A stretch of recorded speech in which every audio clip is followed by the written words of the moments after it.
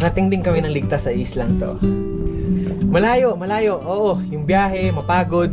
Pero pag nakita mo na kung yung nag-aantay sa'yo, mapapawi lahat ng pagod na yun. Kasi, yung literal na pagod, isang tulog lang yan eh. Kinabukasan, full charge ka na ulit eh, di ba? Pero yung pagkakataon na makakita o magkaroon ka ng bagong oportunidad para pasahin yung sarili mo, yung pamilya mo, may hindi mo na mababalik yun pag pinalampas mo. Kasi di ba, walang may alam kung bukas nandito pa ba tayo. Kaya hanggat gumigising ka pa, sulitin mo lahat ng gising na yun. Dahil darating ang araw na hindi mo na magagawa yun. Nasa sayo eh, kung ano pipiliin mo, uubusin mo yung lakas mo sa kakatunganga sa bahay o uubusin mo yung lakas mo sa mga makabuluhang bagay. Huwag ka mag-alala kasi kahit saan dyan, may mararating ka. Alam mo na yun. Hindi, ganito kasi yan. Dahil lang alam mong matagal at mapapagod ka, hindi ka natutuloy. Tsong wala kang mararating kung hindi mo pipihitin yung susi sa loob ng ulo mo. Gaano man kataas ang pangarap mo sa buhay, huwag kang matatakot sa pagod at sakripisyo dahil parte yun eh. Hindi ka makakakain ng kanin kung hindi mo sasaingin. Hindi ka makakakain ng ulam kung hindi mo lulutuin. Lahat ng bagay kailangan kilusan mo muna sa umpisa. Hindi tatakbo ang sasakyan kung hindi mo sususian. Kung hindi mo lalagyan ng gasolina, hindi yun tatakbo sa kung saan mo siyang direksyon dapat dalhin.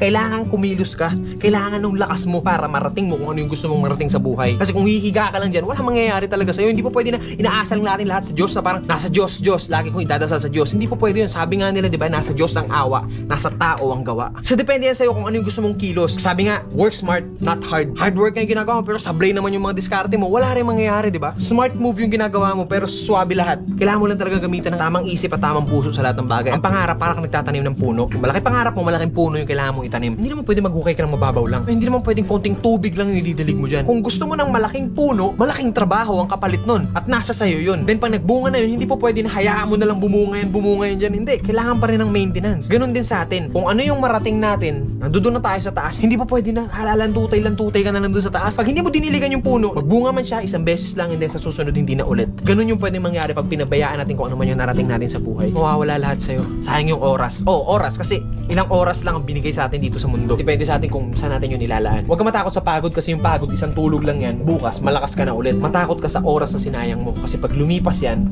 kahit tumambling ka pa ng 100 beses dyan, hindi mo na mababalik yan. Ano man ang landas na tinatahak mo ngayon, mabagal man ang pag-usad mo, ang mahalaga, umuusad ka. Hindi nakastuck ka lang sa comfort zone mo, men, sablay yun. Kailangan mabagal man yung movement mo, pero hanggat umuusad ako, still, umuusad ako. Darating at darating ang panahon na lahat tayo makakarating sa gusto nating puntahan. Pare-parehas lang ang kinakain ng tao, kaya lagi mong isipin na kaya mo rin yung kaya nila. Pero isipin mo rin na bago mo kayanin yung kaya nila, kailangan mo munang kayanin yung kinaya nila para kayanin mo kung ano yung kaya nila ngayon. Gets mo? Ito lang ang kailangan mo gamitin dyan. Hindi mo na kailangan lumayo saan-saan mga lupalop ng mundo. Nandito lang sa loob ng bilog na to, ng sekreto ng lahat. Damn, son!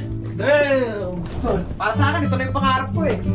Nakikita ko yung view na to, walang makakatumbas dito. Ito yung pinakamasarap na mga oras ng buhay ko. Hindi gubat, dagat, ilog, lahat. Ibang klase pag tinititigan mo, ibang klase pag pinagmamasdan mo, talagang wow!